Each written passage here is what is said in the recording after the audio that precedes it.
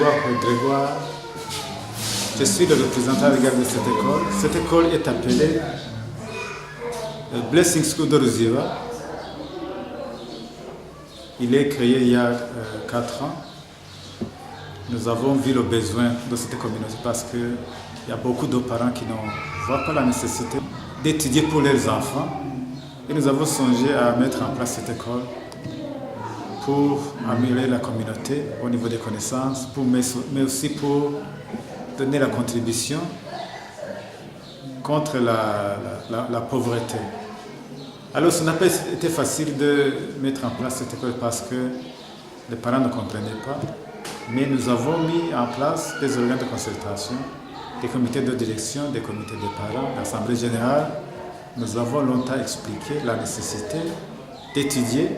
Nous avons recruté des enseignants qualifiés, compétents, pour nous aider à atteindre cet objectif.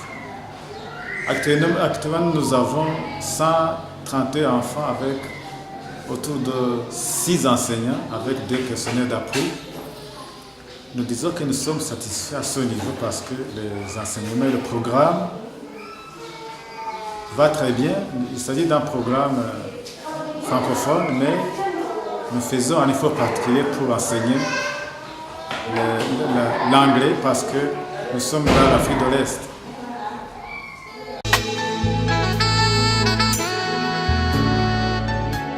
Nous avons des handicaps qui nous empêchent d'atteindre notre vision.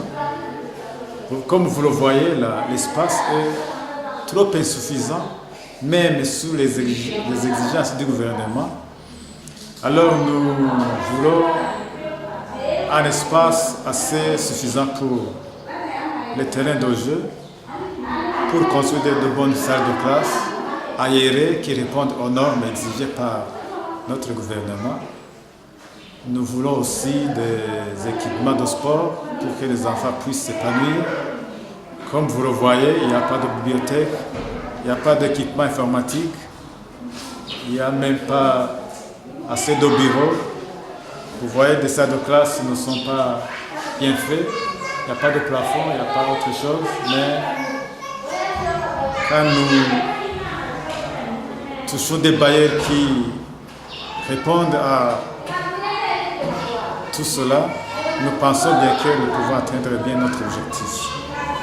Alors notre objectif, comme je l'ai dit, c'est d'améliorer les conditions de vie de la communauté. Parce que si les élèves que nous enseignons acquièrent des connaissances et des diplômes, ils vont améliorer leur communauté. Ils vont aussi s'améliorer. On aura lutté contre l'ignorance, mais aussi les familles vont se développer. Et voilà, on aura contribué au bien-être de la communauté. Comme vous voyez, l'école est située en milieu semi-rural. Certains enseignants et certains élèves habitent très loin. Ça devient un problème de déplacement parce que quand ils se déplacent, ils arrivent en retard. Quand il pleut, il n'y a pas moyen de déplacement. Les parents n'ont pas assez de moyens pour faire éduquer les enfants, n'ont pas assez de moyens pour acheter le matériel scolaire, pour payer le minerval et d'autres frais. Ça devient un problème. Alors, parce que l'école se recherche encore, il n'y a pas assez de revenus pour payer les enseignants, pour couvrir les assurances sociales. Les salaires sont encore très minimes. Il est difficile de payer pour les frais de santé. Encore une fois, il n'y a pas assez de matériel didactique pour que les enseignants puissent enseigner à l'aise. Alors tout cela fait qu'on ne peut pas bien atteindre notre mission. Alors, s'il y a des gens qui sont intéressés à appuyer notre école qui est dans notre communauté, alors on aimerait un appui au niveau du matériel didactique, au niveau de l'équipement informatique, au niveau de la construction, des locaux.